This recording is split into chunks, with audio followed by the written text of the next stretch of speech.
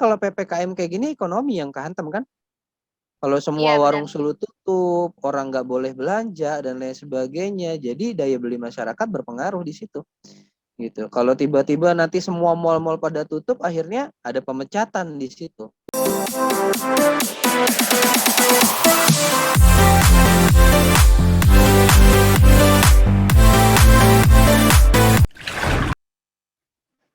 Halo, Assalamualaikum warahmatullahi wabarakatuh. Halo semuanya, selamat datang di podcast KSPM FEB Unila. Hari ini kita kedatangan tamu yang luar biasa banget nih. Beliau udah mau meluangkan waktunya yang sangat berharga untuk sharing sama teman-teman semua. So, langsung aja daripada penasaran aku kenalin ya. Beliau adalah Mas Fahmi Al-Kahfi yang saat ini menjabat sebagai Executive Trainer di Bursa Efek Indonesia Cabang Lampung. Halo Mas Fahmi. Halo Fitri. Halo, apa kabar? Suara sama gambar jelas ya? Ya, alhamdulillah lancar.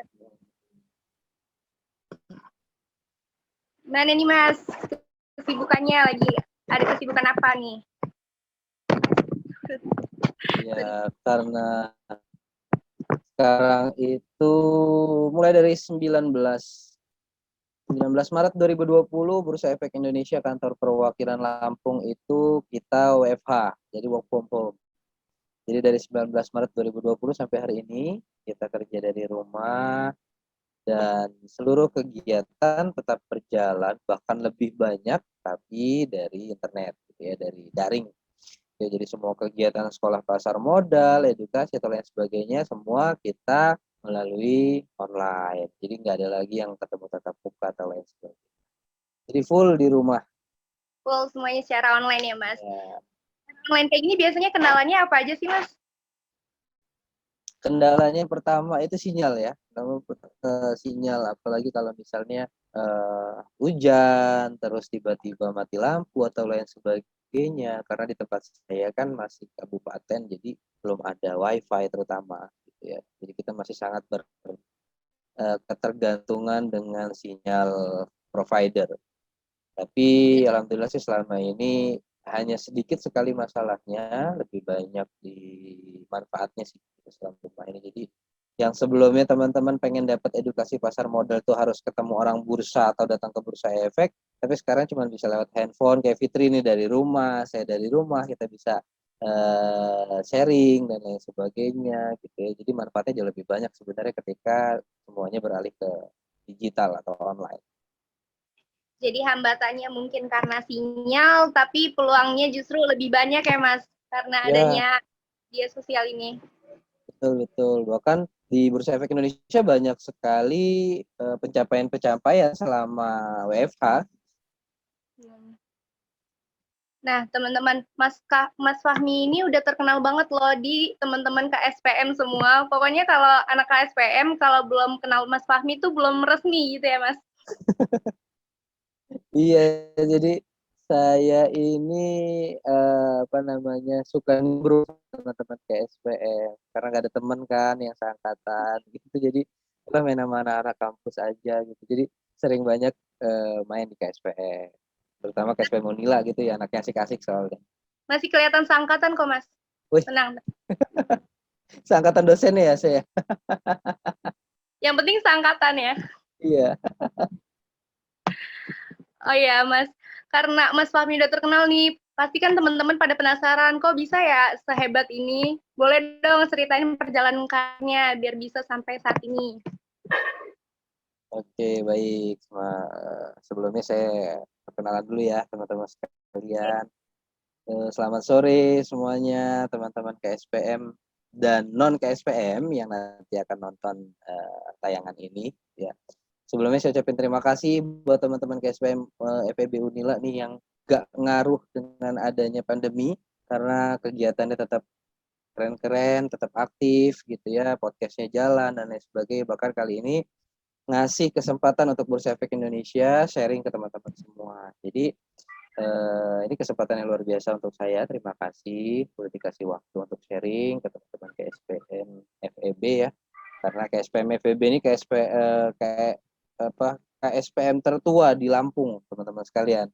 Gitu. Bahkan luar biasa nih KSPM ini alumninya sekarang udah ada yang jadi orang OJK, jadi orang sekuritas gitu ya.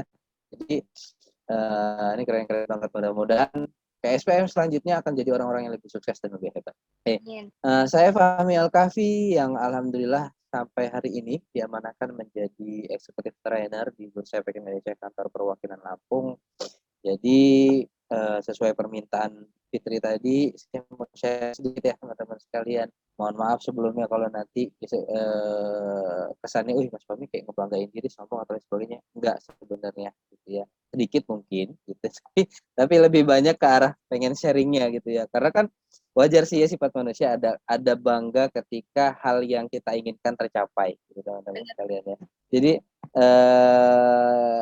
bermula di semester 2 ada edukasi pasar modal waktu itu. Saya lulusan ekonomi Islam, ekonomi syariah dari Universitas Islam Indonesia Yogyakarta, teman-teman sekalian. Tapi saya asli Putra Lampung, sukunya asli Lampung, putra asli Lampung gitu ya. Saya SMA di SMA Negeri 5 Bandar Lampung, lalu merantau. Kenapa merantau ke Jogja? Karena Unila nggak gol. Gitu ya. Saya tes Unila nggak gol. Jadi saya nggak sehebat Fitri nih. Kalau Fitri kan tes Unila lolos nih. Saya tes Unila nggak gol, akhirnya udahlah frustasi, saya ngerantau, jadilah ke Yogyakarta gitu ya, ke UI ngambil jurusan ekonomi syariah. Di semester 2 ada tuh kelas investasi, namanya kita orang nggak mampu ya, orang dari ekonomi menengah ke bawah, bawah banget, jadi menengah ke bawah, menengahnya lagi, bawahnya lagi gitu ya. Jadi dari itu tuh investasi itu kayaknya punya orang kaya deh, bukan kelasnya kita gitu Bu. Itu mahasiswa yang tajir gitu ya. Apalagi di Yogyakarta kan banyak banget tuh mahasiswa Ya, yang benar. kelas high class ya, yang pengen ke Jogja niat kuliah tapi sambil liburan gitu niatnya. Benar. Nah, saya kenapa milihnya Jogja? Karena setelah disurvei ternyata Jogja biaya hidupnya paling murah. Jadi kalau teman-teman mungkin di sana yang beruntung bisa kuliah berdasarkan kampus yang bagus, dan saya kuliah berdasarkan daerah yang paling murah makannya, gitu. Karena saya pikir wah ini harus bisa survive nih di negara di apa namanya Kampung di orang. kota, ya di kampung orang. Jadi saya sana semester 2 ada perkenalan tentang kalau di KSPM tuh ada namanya apa tutorial perdana ya, tutorial Oh iya. perdana. Nah, di kampus saya di ekonomi Islam itu juga ada, tapi belum ada galeri waktu itu karena ada kelasnya.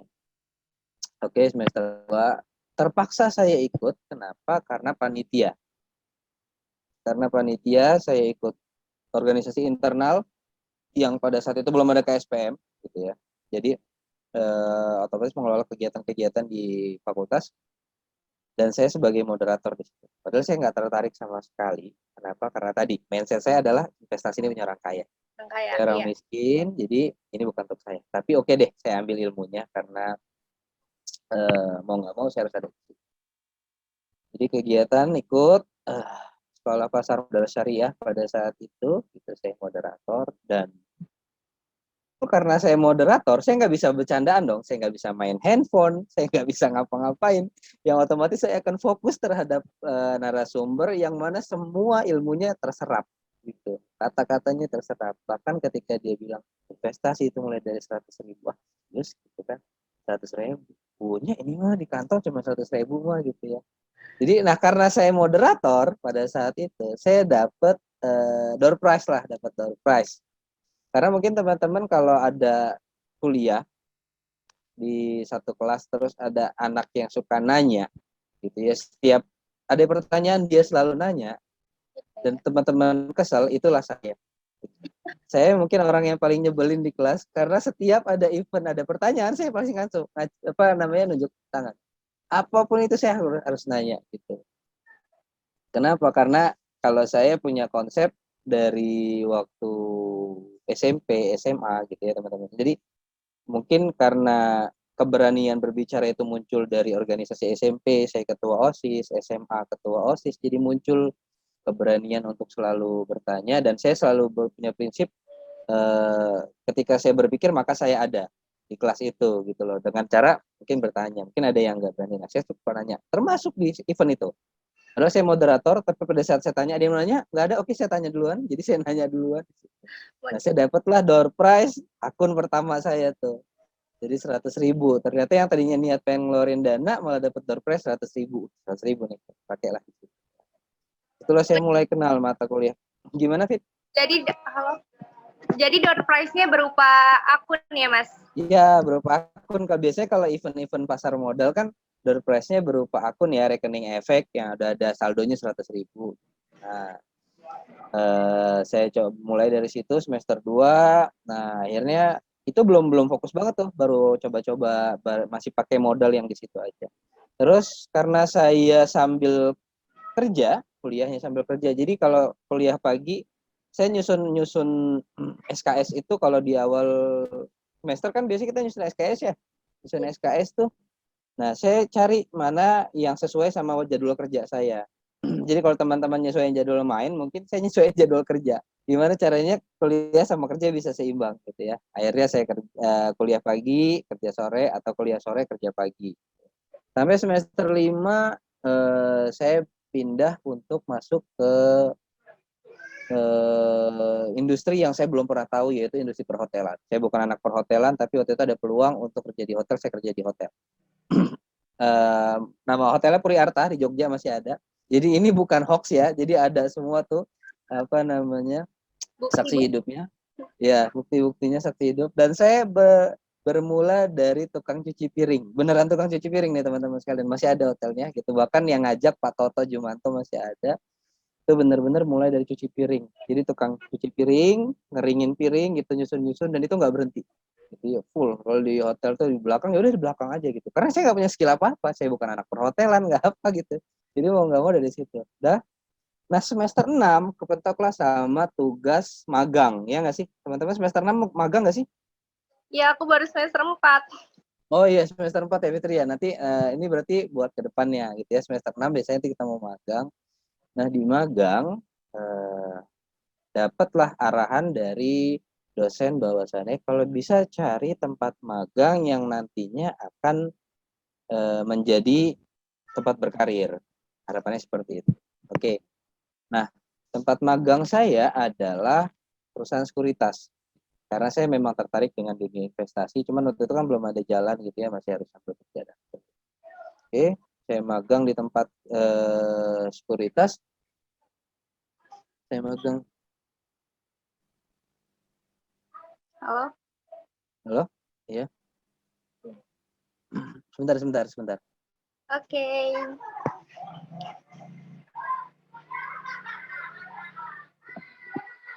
Bentar ya, teman-teman. Ditunggu.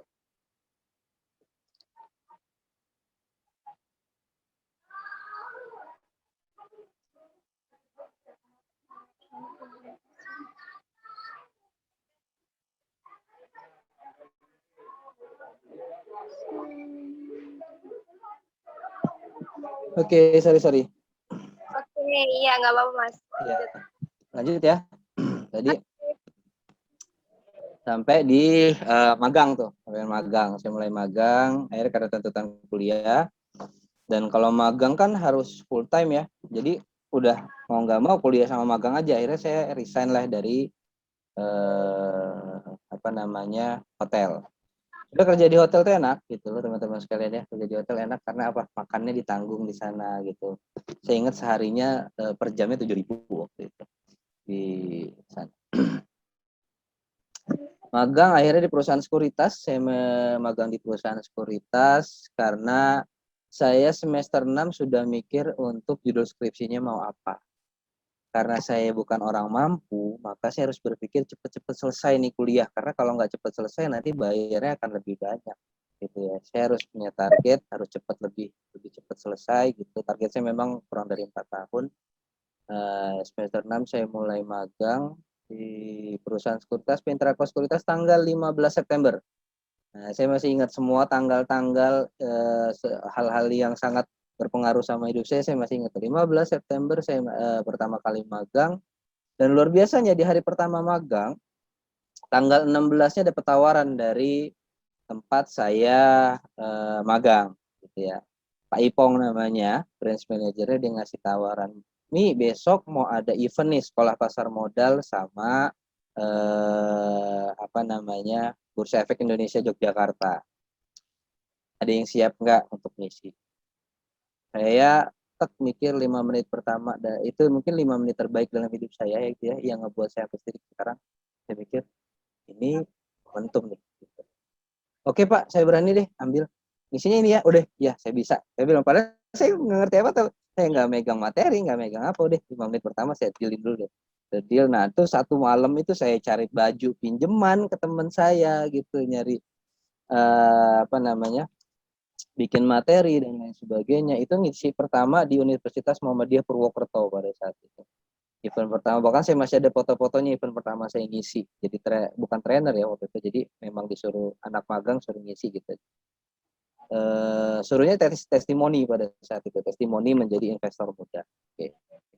Ngisi saya di situ, ternyata mungkin kalau kayak anak stand up tuh itu open mic pertama dan pecah gitu ya. Open mic pertama pecah. Oke, nah dari situ ternyata dapat event-event lanjutan. Jadi setiap ada event, ngisi. Oke, nah berarti udah. Jadi semakin lama jam terbang semakin terasah tuh ya. Jadi ikut. Oke, selesai 1 bulan, 15 September, 15 Oktober, setelah selesai magang, saya dapat tawaran untuk langsung kerja di perusahaan sekuritas. Gitu. Jadi teman-teman sekalian tuh ya, di situ enaknya kalau kita punya apa sih namanya, link ya, punya link, terus teman-teman bisa nunjukin skillnya, aktif dalam organisasi, itu jalan-jalannya ke oke, ditawarin kerja di sekuritas, tapi harus punya sertifikasi. Akhirnya saya ambil sertifikasi WPP dan alhamdulillah lolos. Oke, jadi mulai dari situ saya mulai kerja. Nah, udah sambil kerja, jadi skripsinya saya juga ambil skripsi pasar modal. Jadi skripsinya sekali lagi kerja aja. Kenapa? Karena semua data-data kan ada di website ya, ada di website pasar modal, ada di aplikasi sekuritas.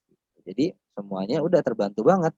Ya alhamdulillah di 16 April 2016 April 2016 saya lulus gitu. Ya, saya lulus, saya masuk ya 3 tahun 6 bulan. Jadi saya masuk itu 29 September 2012, saya lulus 16 April 2016 ya teman-teman sekalian. Jadi kan September ke September ya harusnya ya. Jadi dari September saya ke April. Nah, jadi udah target saya udah tembus. Nah, dari situ saya mulai lebih cinta dengan pasar modal gitu. Jadi event di mana aja, mau Sabtu, mau Minggu, bahkan pernah kayak waktu rekor muri di Purwokerto, saya ngisi di depan 2.000 orang, teman-teman sekalian gitu ya. Ngisi kelas depan 2.000 orang. Wah, di situ luar biasa sih, pengalamannya banyak banget. Dan ketika lulus S1, pas kebetulan ada lowongan di Bursa Efek Indonesia. Jadi saya itu ngirim lowongan dari bulan April. Lulus itu saya langsung ngirim berkas ke Bursa Efek Indonesia. Ngasih tahu lah ke bursa nih saya udah lulus nih, ada kerjaan nggak dari bursa. Karena waktu itu saya punya cita-citanya memang langsung ke regulasi. Ketika teman-teman lari ke bank, kan anak ekonomi biasanya larinya ke bank ya. Anak ekonomi ke bank. Nah, saya nggak ke bank nih. Iya kan? Biasanya pada ke bank, saya nggak ikut ke bank gitu karena saya lihat teman-teman udah banyak masuk ke sana. Tapi pesaingnya banyak, cari peluangnya yang banyak tapi pesaingnya sedikit. Larilah pasar modal. Ya, lari ke pasar modal. April saya ngirim. Jadi setiap bulan tuh saya perbarui CV teman-teman sekalian. Perbarui CV, upload lagi ke website Karina IDEC. Bulan Mei, Juni, bahkan saya sampai ngirim ke kantor-kantor bursa yang ada di Lampung, termasuk saya ngirim gitu ya. Saya ngirim berkas ada di Lampung, cuma waktu itu mungkin belum ada. Sampai bulan tanggal 19 Desember 2016. Berarti dari April, Mei, Juni, Juli, Agustus, September, Oktober, November, Desember tuh ya. Jadi dari bulan 8 bulan tuh saya rajin ngirimin, akhirnya ada balasan di bulan Desember. Ini ada ya, ada apa namanya, panggilan untuk trainer di Lampung. Wah, ya udah. Jadi bisa dapat bursa plus bisa dapat pulang kampung. Jadi waktu itu cuma dikasih waktu sebentar, pagi saya di apa namanya, di calling sama tim SDM gitu, karena karena berkas sudah masuk, semua sudah sesuai dengan udah lolos berkas gitu ya. Calling sudah waktu itu ya udah langsung besoknya terbang ke Lampung. Langsung tuh. Jadi Jumat, Sabtu, Minggu terbang, Senin kerja di Lampung. Gitu teman-teman sekalian. Jadi apa ya? Sesuatu hal yang memang udah dicita-citakan tapi diusahakan. Jadi nggak ada yang bilang, "Wih, kami hoki nih." Enggak. Saya nggak hoki teman-teman sekalian. Saya berdarah-darah di sini gitu. Saya kerja Sabtu Minggu. Bahkan waktu itu kalau di perusahaan sekuritas itu kita waktu itu belum ada apa namanya, belum ada lembur ya gitu. Bahkan di gaji itu 1 bulan masih 750.000 waktu itu gitu. Belum ada 1 juta tuh gajinya. Tahun berapa? Kenapa Fit? Tahun 2016. 2000, iya 2016 750.000 karena masih mahasiswa kan, jadi sambil kerja sambil kuliah oke lah, nggak ada masalah. Saya waktu itu nggak lihat uangnya dulu, saya lihat yang penting saya bisa punya akses untuk bisa ngasah skill saya di sini, belajar lebih banyak yang angkanya mungkin lebih besar daripada itu. Ya alhamdulillah finalnya adalah semua kerja keras itu terbayar ketika bursa punya open recruitment. Dan jadi saya bisa, karena kan teman-teman sekalian mungkin buat pengalaman juga gitu ya, ketika di dunia industri itu hanya sedikit sih persentase dari nilai ijazah, lebih banyak dari apa yang bisa kita kasih ke perusahaan, terutama kalau misalnya kita memang punya sesuatu hal yang memang mereka butuhkan gitu loh. Jadi kita bisa bilang, oke, saya adalah orang yang tepat untuk lowongan yang Anda cari gitu loh. Dengan apa? Ya ini track recordnya tadi. Saya nggak bisa bilang, oh IPK saya 4 ini enggak. Tapi track record saya yang belakang dan di ijazah saya hanya sebagai pendukung untuk lolos berkas gitu ya. Tapi pengalaman-pengalaman yang belakangnya tadi yang udah mungkin ketika teman-teman lagi asik-asiknya liburan, saya masih kerja, teman-teman asik kemana jalan-jalan, saya malah isi seminar kemana, nggak dapat libur. Nah alhamdulillahnya terjawab di sekarang. Jadi sampai di titik ini sih memang bukan karena sesuatu hal yang mudah. Nah, berarti bisa disimpulkan ya Mas dari cerita Mas Fahmi tadi bahwa jangan pernah melewatkan kesempatan yang datang ya. Selalu Ya, ambil, kalau ada kesempatan ambil, bisa nggak bisa, harus bisa pokoknya Mas. Jangan pernah melewatkan kesempatan karena bisa aja kesempatan itu yang merubah kehidupan kita ke depannya gitu ya Mas. betul teman-teman sekalian. Jadi kesempatan tuh nggak datang 2 kali. Kesempatan tuh datang berkali-kali, tapi buat orang yang tepat, sama buat orang yang siap. Benar banget. Termasuk kesempatan Fitri nih sekarang jadi moderator ketemu Mas Fahmi kapan lagi ya kan? Gak 2 kali tuh Mas kesempatan kayak gini. Oke. Terus Mas, berarti tahu pasar modal itu sejak semester 2 ya? Ya, Semester semester 2. Universitas Islam Indonesia. Saat itu kan Mas belum tertarik kan sama sekali karena mindsetnya masih pasar modal ini untuk orang kaya gitu. Ya, Terus apa yang ngebuat kayak, aduh gue harus belajar nih pasar modal gitu. Selain ketika menjadi moderator. ada kalimat yang membuat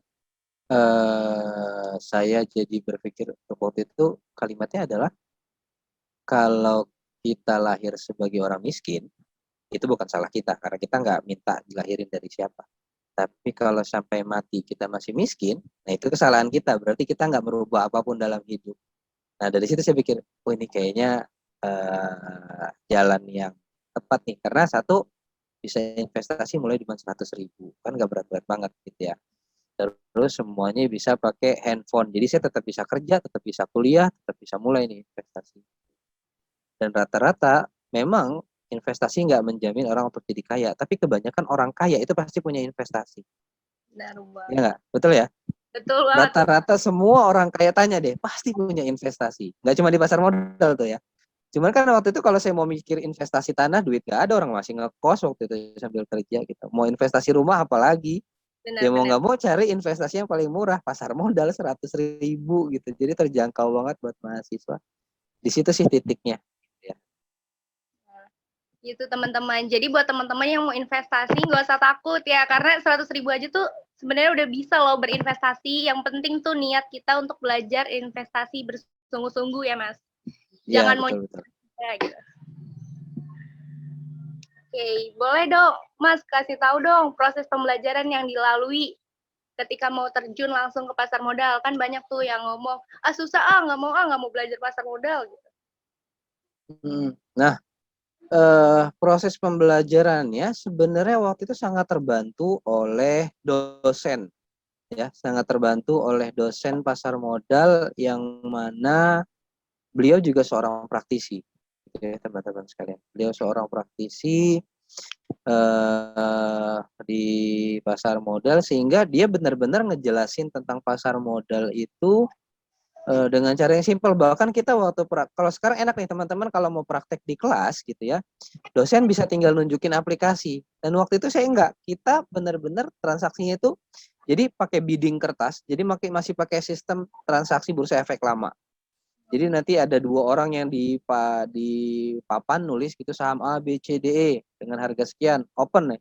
Saya ngetik nih, oke, saya pengen beli BBC harga 1.000, lari ke depan, klik, sampai dia ada yang masang lagi harga sekian gitu.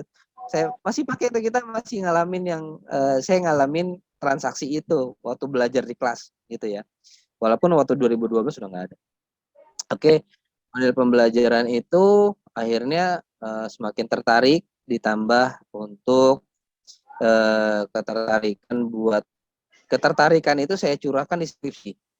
Jadi skripsi saya bukan skripsi yang penting asal lulus, tapi skripsi yang memang saya pengen nyari istilahnya pandisi itu gitu loh. Jadi saya magang di Sekuritas, skripsi saya tentang pasar modal, ya, analisis faktor internal eksternal terhadap harga saham. Pada saat itu saya ngambil judul skripsinya. Jadi ngambil di situ. Nah, dan satu hal lagi, pada saat 2016 itu ada tawaran, gimana kalau, karena pasar modal syariah berkembang cukup pesat ya, gimana kalau kita bikin galeri investasi syariah. Nah, saya ambil kesempatan itu. Saya masuk, nemuin dekan, tembusin segala macam, oke, deal. Nah, Bursa Efek Indonesia Yogyakarta juga support full sama Pintraco Sekuritas pada saat itu. Ya udah, jadilah galeri investasi syariah pertama di Indonesia itu di fakultas saya, di Ekonomi Islam UI gitu ya. Dan masih detail misalnya gitu. Ini kalau sekarang kayak KSPM-nya lah gitu. KSPM-nya. Jadi punya momentum di situ, wah ini jadi galeri investasi pertama syariah pertama di Indonesia, yaitu yang punya Ekonomi Islam UI gitu. Jadi semakin tertarik, semakin cinta. Jadi ya kayak sekarang ini saya nggak ngerasa kayak kerja sih sebenarnya gitu ya. Kalau teman-teman ini nggak bosen apa kerja edukasi tiap hari gitu ya, kadang siang kadang malam, Sabtu aja masih edukasi sekolah pas enggak. Kenapa? Ya saya ngejalanin mimpi dibayar ini gitu. Ini kan mimpi saya nih untuk ada di pasar modal gitu ya. Saya ngejalanin mimpi saya terus digaji. Mana lagi gitu? Nikmat Tuhan mana lagi yang didustakan kalau kayak gini. Kita udah dapat di mimpi kita gitu, mimpi untuk bisa jadi orang di pasar modal, udah itu digaji lagi kan, profesi. Ya udah, alhamdulillah sampai ke titik ini. Jadi pembelajaran itu nggak ada yang sia-sia sih teman-teman sekalian.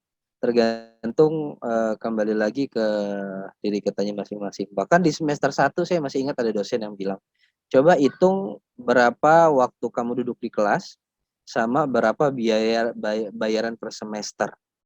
Sehingga kita tahu nih, ketika kita duduk 2 SKS di kelas, itu orang tua kita nyari duit berapa.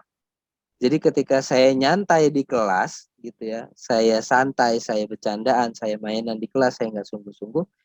Nah, pada saat itu di waktu yang sama orang tua saya lagi bekerja keras untuk membayar biaya saya mainan di kelas. Gitu. Paham nggak teman-teman sekalian ya? Jadi di situ saya udah mikir, udahlah, kalau udah kayak gini serius aja kuliahnya gitu. Toh cuma 2 jam, 3 jam kita serius, habis itu keluar dari kelas ya udah main lagi. Terus saya kalau Sabtu Minggu kadang naik gunung gitu, main kemana, liburan gitu. Tapi saat di kelas serius. Gitu. Jadi intinya semangat terus saja, apalagi ini udah di mana-mana serba online, lebih mudah kita untuk mempelajari segala sesuatu termasuk tentang pasar modal gitu ya, Mas. Ya, betul. Oke. Kita masuk ke pertanyaan yang sedikit lebih serius nih, Mas. Oke. Jadi kemarin sempat ada isu mengenai PPKM yang akan diperpanjang selama 6 minggu. Oh iya, Sri Mulyani ya, Bu Sri Mulyani ya. Nah, sekarang IHSG ini turun, Mas.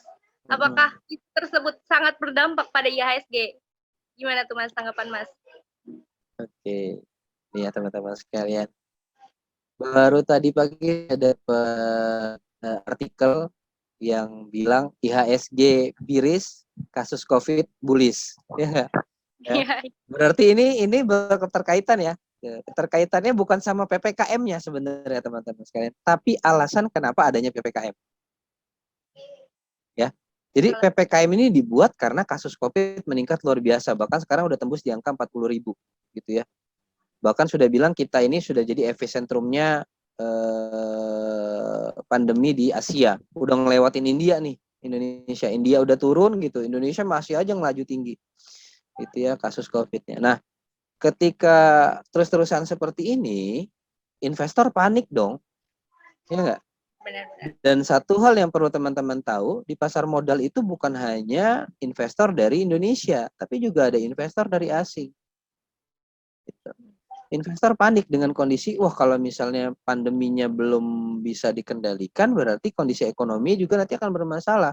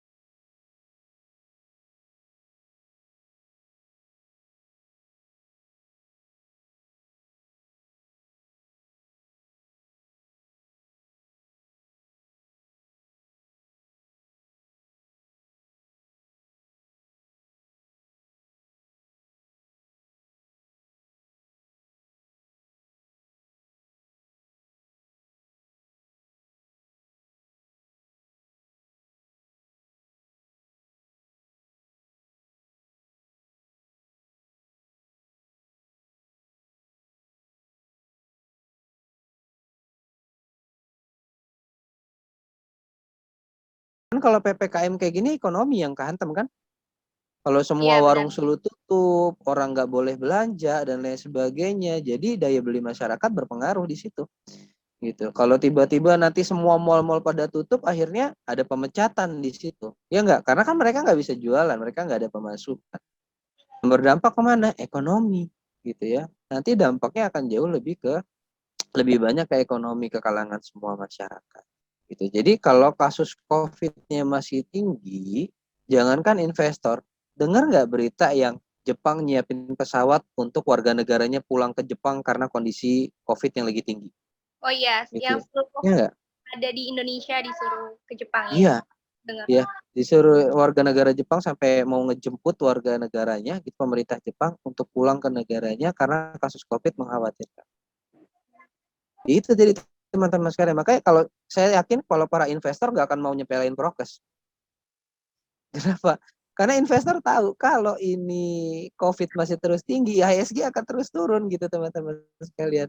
Itu ya. Jadi buat jadi bukan berarti dalam artian oh ini dari lagi COVID masih mikirin bisnis aja, bukan. Ini dampaknya ke seluruh seluruh elemen ekonomi teman-teman sekalian, bukan hanya masalah cuan atau tidak cuan, tapi ini masalahnya nanti ke kondisi ekonomi gitu loh. Kalau udah sampai kondisi ekonomi crash dan lain sebagainya, kan bisa lebih parah nanti. Ketika orang-orang mulai sulit mendapat pekerjaan, gitu ya, pekerjaan di mana-mana bahkan melakukan pemecatan, terus kondisi ekonomi memang lagi lesu, yang terjadi apa? Nggak menutup kemungkinan akan arahnya ke kriminal. perampokan dan lain sebagainya, ya nggak? Ingat nggak waktu pertama-tama di Wuhan atau di Amerika gitu kalau nggak salah yang sampai ada perusakan minimarket segala macam, ya nggak? Iya, Karena udah kepanikan gitu. Bahkan kalau kita lihat kemarin video yang sampai berebut susu Bear Brand itu kan, itu udah ngeri banget gitu kita lihat. Oh, sampai kayak begitu ya gitu kondisi ekonomi. Terus ada beberapa isu-isu katanya berebut sampai berantem dan lain sebagainya. Nah kan ini mengarah ke semua lini kehidupan sebenarnya, bukan hanya masalah ekonomi. Jadi bukan PPKM-nya ya yang perlu iya, digarisbawahi, bukan PPKM berpengaruh terhadap IHSG, bukan, tapi bukan. dampak kenapa PPKM itu diterapkan gitu loh teman-teman sekalian. Karena Gitu. adanya COVID yang terus meningkat. Ya, karena kasusnya terus meningkat. Bahkan sekarang bukan hanya kasus, kematian, angka kematiannya tinggi banget. Ya enggak? Bahkan saya tadi baru ditelepon sama salah satu dosen di Unila, Mas Fahmi, ini kita lagi berduka nih hari ini Pak siapa wakil dekan FEB juga meninggal ya. Iya, Gitu. Terus bahkan hampir setiap hari katanya ada kabar duka dari Unila itu yang meninggal karena COVID. Dan yang dulu mungkin kita taunya yang meninggal COVID itu cuma yang dari TV-TV aja. Tapi sekarang bisa orang yang baru kemarin ngobrol sama kita, yang kemarin masih chat-chatan di grup, tentunya hari ini udah nggak ada karena COVID. Jadi bener-bener deh, sekali lagi teman-teman sekalian harus fokus ya sama prokes, jaga kesehatan gitu. dan Kalau nggak, ngegampang. jangan ngegampangin. Karena pengaruhnya bukan hanya ke pasar modal sekali lagi, tapi ke semua lini kehidupan. Itu sih Fitri. Iya, benar. Jadi teman-teman IHSG ini turun kaitannya bukan karena PPKM.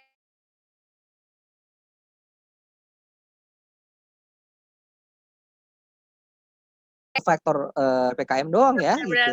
Jadi ini merebet ke semuanya gitu. Jadi bukan bukan karena PPKM-nya. Karena PPKM ini bukan cuma ke sektor pasar modal loh, Fit, tapi ke semua sektor. benar banget Ya enggak? berpengaruh. Ya, benar-benar.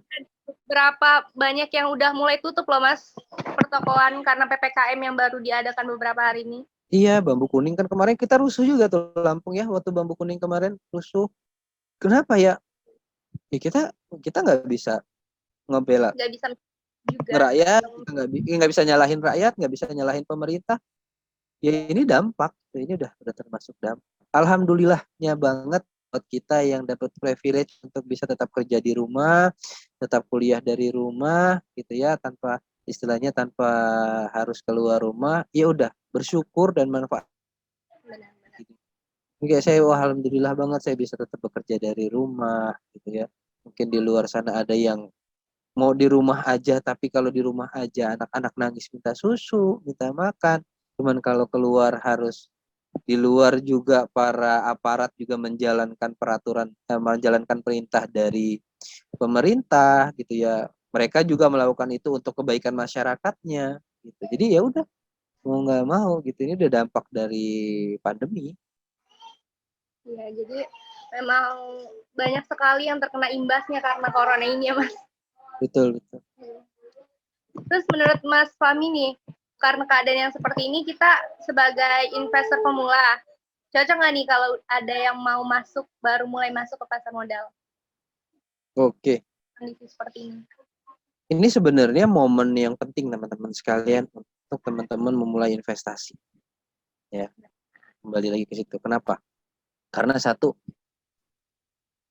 pasar modal ini investasinya teman-teman simple, cuma dari rumah bisa, terus juga uangnya ringan, terus juga liquid, gampang mau dicairin. Benar. Ya enggak sih? Ya, Benar. gampang dicairin. Terus kan sekarang teman-teman lagi nggak pengen banget belanja, ya nggak sih? Kayak Fitri nih misalnya mau beli baju baru, ngapain orang nggak kemana-mana kan? Iya Ya benar di nggak? Ya saya jujur nih, saya 1 tahun 2 tahun inilah baju saya selama kerja gitu loh. Ya udah, cuman ini aja gitu ya, mau ngapain, mau pakai jas, mau pakai apa gitu kan, kita karena udah nggak tatap muka dan lain sebagainya gitu, teman-teman. Jadi uang-uang yang pos-pos tadinya harus pakai belanja, jajan dan lain sebagainya, itu kalau ditaruh di rekening doang kan sayang. Mending kita gimana caranya supaya tetap di rumah, rebahan, nyantai, main gadget, tapi uang masuk. Ya benar. nggak sih, itu mimpi kita nggak sih? Mimpi kita generasi milenial yang doyan rebahan ini nggak sih? Kan kalau dulu Paham ya Mas? iya, dulu kan orang tua sering marah tiduran mulu, gimana mau dapat duit gitu. Nah sekarang mah enggak, jadi investor mak gitu ya. Kita bisa tidur, duit datang gitu. Iya, gitu ya teman-teman sekalian. Tapi enggak itu cuman anekdot bercandaan doang. Jadi maksudnya sekarang tuh sudah ada platform itu gitu ya, platform di mana teman-teman nggak perlu keluar, cukup dari rumah aja. Belajarnya juga kayak gini kan kita bisa online gitu ya, belajar bisa online dan lain sebagainya. Jadi teman-teman bisa dari rumah dapat manfaat yang lebih, bisa dapat dividen gitu ya, bisa dapat capital gain cukup dari rumah aja santai. Kayak misalnya Fitri kuliahnya sehari berapa kali Fit selama daring? Kadang 1 kali, kadang 2 kali.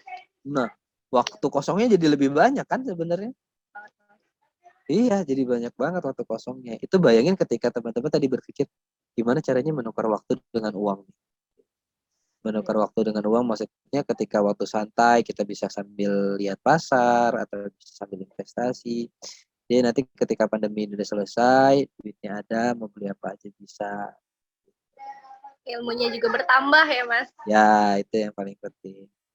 Berarti untuk teman-teman yang baru mau mulai investasi di saat keadaan seperti ini boleh-boleh aja ya Mas? Wow, banget. Boleh banget. Bahkan kalau misalnya kondisi seperti ini nih, kayak sekarang IHSG lagi turun nih teman-teman sekalian. Sebenarnya kalau sekarang saya bilang udah telat ya. Saya bilang udah telat. Kenapa? Kenapa nggak dari awal pandemi tahun 2020? Ya Bayangin. betul. Awal ya.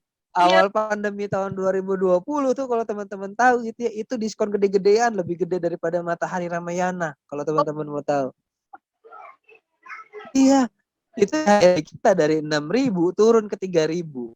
Berarti iya, ada saham-saham yang harganya harusnya 4.000 itu dijual cuma harga 2.000 iya, gitu. Terus pembuktiannya di mana? Pembuktiannya di akhir 2020. Di akhir 2020 kita comeback, IHSG kita ke 6.000 lagi. iya, iya benar. Berarti udah ada orang-orang yang punya keuntungan 100% selama di rumah. Iya nggak sih? Iya benar. Nah, ini momennya ada lagi nih. Jadi enaknya buat investor itu terutama pemula gitu ya. Ketika IHSG turun jangan panik. Ketika IHSG turun itu waktunya untuk belanja banyak tuh. Gitu. Kenapa? Karena saham-saham yang harganya bagus, itu harganya lagi murah. Jadi cepat-cepat sekarang kalau yang belum punya akun buka deh akun dari sekarang gitu. Orang bisa pakai online kan gitu ya teman-teman sekalian ya. Kan Fitri tadi bilang pakai Ajaib ya. Ajaib online kan? Ajaib online. Nah, tuh teman-teman kalau yang mau Ajaib pakai kode Fitriana Tapi promosi. kita nggak endorse ya, kita nggak ada endorse di sini, nggak ada endorse sama sekali. Ini cuman kebetulan Fitri pakai itu aja gitu. Karena kalau dari kami bursa kita nggak boleh merekomendasikan salah satu perusahaan sekuritas, nggak boleh gitu ya.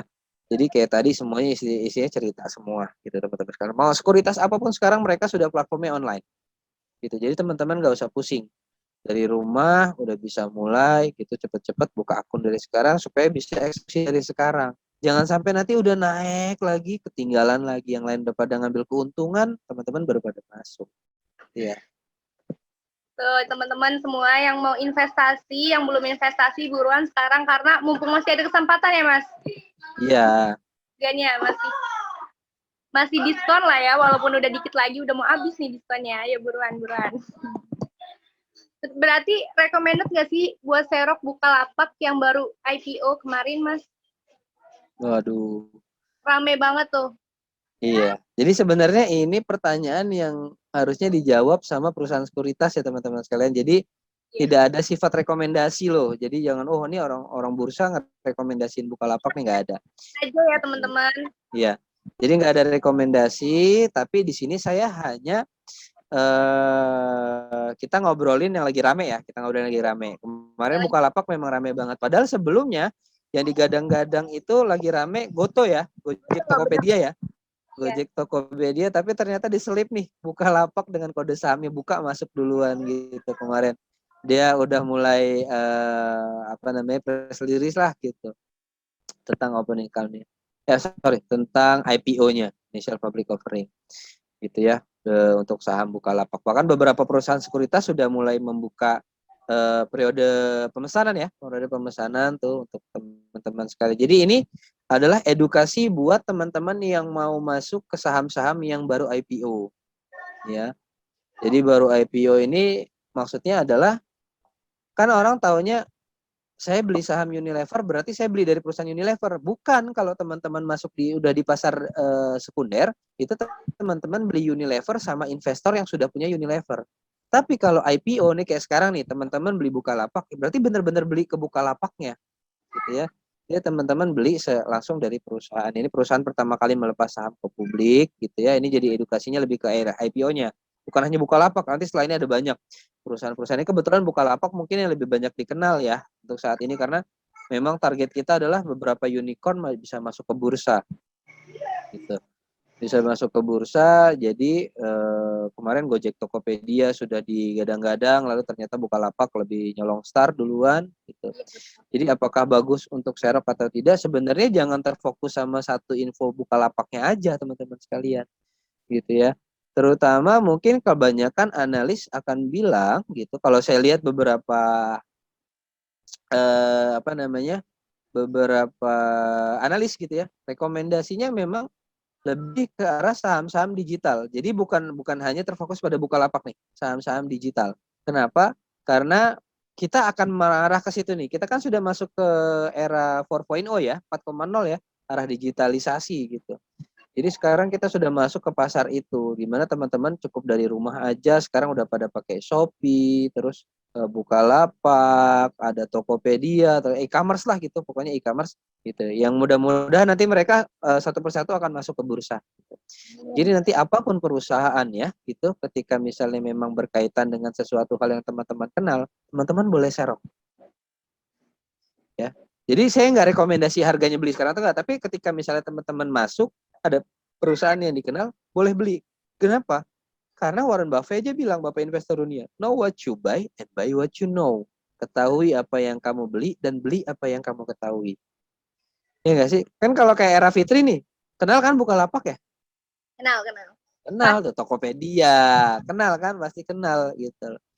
Jadi, nah pas tuh untuk anak-anak milenial beli saham-saham yang mereka kenal, saham-saham yang mereka tahu gitu. Jadi saya bahkan di edukasi kan saya selalu bilang tuh, teman-teman cukup beli dari 730 saham sekarang yang ada di perusahaan Bursa Efek Indonesia. Gak usah beli 700 ya, nanti pusing gitu. Cukup beli perusahaan-perusahaan yang teman-teman kenal aja gitu. Kayak tadi mungkin Fitri ngebahas Bukalapak karena Fitri tahu nih Bukalapak, misalnya pelanggan setia Bukalapak gitu dan lain sebagainya. Oke, nggak ada masalah. Jadi pesan yang mau disampaikan adalah bukan beli Bukalapak ya, tapi beli saham yang teman-teman kenal gitu ya. Beli saham yang teman-teman tahu nih. Ini perusahaan apa, bergerak di bidang apa, orangnya siapa aja gitu. Ya. Jadi teman-teman akan tahu, oh iya, saya pengen jadi bagian dari perusahaan yang saya suka, gitu. Ya benar banget. Jadi nggak ada rekomendasi apapun, tapi lebih ke beli apa yang kamu tahu dan ketahui apa gitu ya Mas. Dan ini bebas, konteksnya luas nih teman-teman. Bebas mau apa aja, terserah gitu ya. Nggak ada rekomendasi apapun. Nah, pertanyaan terakhir nih Mas. Kan kita tadi lagi ngebahas saham terkait digital. Saham terkait digital kan lagi tren-trennya nih. Kira-kira sektor apa yang kena pengaruh baik dari tren ini, tren saham digital? Oke, wah ini saham apa namanya digital nih lumayan banyak ya teman-teman sekalian. Jadi memang sudah eranya, era digitalisasi gitu. Dan anak-anak juga sekarang udah digital banget. Bahkan anak-anak kecil sekarang tuh udah, saya ngelihatnya, aduh, game online terus ya. Mainnya game online terus. Betul, memang mereka sudah sangat dekat. Bahkan anak saya yang baru 2 tahun itu sudah dekat dengan dunia digital. Jadi bukan lagi harus dibatasin anaknya, nggak bisa. Kenapa? Karena mereka sudah berkembang sesuai zamannya gitu loh. Memang sudah zamannya mereka saat ini gitu ya. Jadi beberapa perusahaan digital itu terutama 3 bulan terakhir ya, itu teman-teman sekalian itu bisa nguat lebih dari 100% loh. Gitu ya. Penguatannya lebih dari 100%. Kenapa? Ya tadi, karena lebih dikenal sama anak milenial sekarang. Bahkan sekarang itu teman-teman sekalian mayoritas investor kita banyak milenial gitu ya. Ditambah lagi sekarang banyak perusahaan sekuritas yang ngambil brand ambasadornya apa namanya yang sangat dekat dengan dunia milenial, termasuk tadi yang Fitri ambil kan itu Han Ji Pyeong. dia pakai Han Ji Pyeong kan yang gara-gara naik gara-gara film drakor drama startup gitu ya. Jadi ya udah tuh. Jadi banyak banget tuh yang sekarang lagi ke arah sana. Kenapa? Karena pasarnya sekarang memang pasarnya adalah anak muda. 2017-2018 saya pernah bilang cerita kayak gini sama teman-teman sekalian. Ingat ya teman-teman sekalian, di 2020-2030 kita akan punya surplus anak muda usia produktif gitu ya. Usia produktif ini surplusnya luar biasa gitu di Indonesia. Jadi istilahnya 70% nih saat ini itu usia produktif dari usia kerja sampai usia pensiun tuh. Gitu ya, 70% tuh. Jadi memang pasarnya udah mau nggak mau mereka akan masuk dunia digital dan kita dipaksa untuk memakai digital. Iya nggak? Benar. Karena yang sebelumnya masih baru wacana, baru apa namanya seminar-seminar tentang 4.0, ketika Februari 2020 kena pandemi dan semua harus dirumahkan, mau nggak mau kita harus pakai nih Zoom. Harus. Dulu kita nggak pernah pakai Zoom, Ya ya benar nggak? banget. Ya nggak. Sekarang mau nggak mau kita nggak ketergantungan sama Zoom. Akhirnya apa? Perusahaan Zoom di luar negeri itu naiknya luar biasa sahamnya, ya gitu. Terus kita pakai mungkin ada yang Microsoft Teams, Google Meet atau lain sebagainya gitu. Bahkan apa namanya? Sekarang ini udah banyak banget di sini ada kalau di Bursa Efek ada Kios ya, ada Arto, Bang Jago, terus juga ada Digital Media Tama Maxima DMMX, ada juga Integra Dana Datanet Yellow ya, sahamnya namanya kodenya Yellow, ada juga MKS, terus ada NFC Indonesia, ada Diva, banyak banget nih teman-teman sekalian. Jadi perusahaan digital itu udah banyak yang melantai di bursa. Bahkan mungkin beberapa bulan yang lalu rame tuh yang ngomongin bank digital ya nggak, banyak orang pada masuk ke bank digital dan lain sebagainya gitu. Jadi memang memang sekarang momentumnya untuk perusahaan digital. Jadi mereka akan berkembang sesuai zaman sih, karena sekarang zamannya digital. Jadi apapun ya perusahaan digitalnya, sekali lagi teman-teman, kita nggak langsung menyarankan untuk beli perusahaan digital A, B, C, nggak. Tapi kita lebih ngarahin teman-teman, yuk ikut sekolah pasar modal dulu, belajar fundamental teknikal, nanti teman-teman bisa pelajarin. Jadi jangan sampai nih gara-gara Mas Fahmi sama Fitri ngomongin Bukalapak, tiba-tiba teman-teman beli Bukalapak langsung tanpa ada analisis sedikit pun nggak. Pelajari Gitu dulu ya. ya Mas. Ya. Jadi jangan sampai, saya nggak mau nih teman-teman di sini terutama KSPM ya beli saham berdasarkan katanya. Wah, itu nggak banget. Ya. Kata si A saham ini bagus nih, beli nih. Nggak kayak gitu caranya, gitu ya. Jadi kita nggak pengen hal itu terjadi. Tapi kalau sampai teman-teman beli saham pakai ngutang, pinjaman online, waduh, itu sangat-sangat tidak direkomendasikan. Gitu. Jadi kita sangat berharap ketika teman-teman ikut edukasinya dulu, gitu ya. Kan di bursa tiap Sabtu tuh ada sekolah pasar modal. Teman-teman ikutin Instagram kita ya di @idx_lampung gitu. Di @idx Lampung itu selalu kita posting gitu tentang edukasi-edukasi, terutama setiap hari Sabtu kita ada sekolah pasar modal. Disitulah semua masyarakat awam belajar tentang pasar modal dari nol gitu ya, gratis kok, kegiatannya gratis teman-teman sekalian, cukup cuma 2 jam hari Sabtu, nyantai lewat handphone, teman-teman dari rumah sekalian bisa ngikutin, nanti materinya kita kasih full gitu ya. Nah, jadi belajar dulu deh gitu, kita sangat sarankan untuk yuk belajar. Jadi selalu saya bilang investasikan waktunya dulu sebelum investasi pakai uang. Jangan ujuk-ujuk langsung pakai uang, nggak belajar apa, ujung-ujungnya nanti rugi. Yang disalahin siapa? Pasar modal. Pasti kalau dia rugi akan cerita rugi kenapa? Rugi gara-gara saham nih, ya nggak? Iya. Yang disalahin siapa? Sahamnya. Sahamnya Kalau padahal udah saham yang jelek siapa? Pasar modalnya nanti.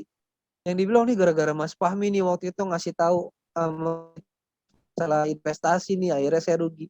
Padahal gara-gara dia investasinya nggak belajar. Tadi kan saya ngobrol nih sama Fitri, kenapa Fitri sekarang bisa jadi moderator? Karena Fitri di semester 1, semester 2 udah ikut kegiatan, udah ikut edukasi. Nah, ketemu saya beberapa kali di edukasi. Gitu ya. Jadi setelah belajar baru ada ketertarikan. Bahkan saya tadi pun dari edukasi loh. saya bisa sampai hari ini mungkin kalau nggak gara-gara semester 2 itu di Mas, benar. moderator di kegiatan, saya nggak akan bisa sampai detik ini. Sekali lagi ya teman-teman sekalian, poin pentingnya adalah belajar dulu. Iya. Lagi belajar sekarang nggak mesti harus datang ke kelas atau ya, bisa dari handphone. Akun-akun yang bicarain tentang saham saat ini, gitu ya. Itu sih Fit. Oke, jadi buat teman-teman terserah mau saham digital, saham sektor makanan apapun itu, intinya belajar dulu, kuasai dulu ilmunya, investasi dulu di waktu untuk mempelajari ilmunya, baru mulai start tuh ya Mas. Jadi jangan langsung apa-apa pakai uang, nanti malah rugi, nyalahin pihak yang nggak harus disalahkan gitu. Ini belajar dulu ya. Oke, makasih banyak ya Mas Fahmi. Kayaknya kita udah Sama-sama Fitri. berapa lama nih? Nggak kerasa nih, udah mau Sejam maghrib. ya. Makasih banyak ya Mas, sudah meluangkan waktunya untuk kami semua. Sama-sama. Makasih juga nih teman-teman KSPM udah ngasih kesempatan sama Bursa Efek Indonesia untuk sharing. Mudah-mudahan bermanfaat ya. Sehat-sehat semuanya. Oke, sebelum ditutup ini ya Mas, buat teman-teman tadi yang mau belajar, mungkin mau belajar lebih dalam, boleh banget follow Instagramnya Bursa Efek Indonesia. @idx_Lampung. @idx_Lampung. Nah, teman-teman yang mau belajar investasi, boleh banget langsung search IG-nya @idx_Lampung, follow karena setiap hari Sabtu akan ada kelas gratis. Begitu ya, Mas? Ya. Terima kasih banyak ya, Mas. Oke, sama-sama Fitri. Oke, teman-teman semuanya. Berakhir nih podcast hari ini. Jangan lupa ya untuk saksikan terus podcast KSPM berikutnya. Dadah, Assalamualaikum warahmatullahi wabarakatuh.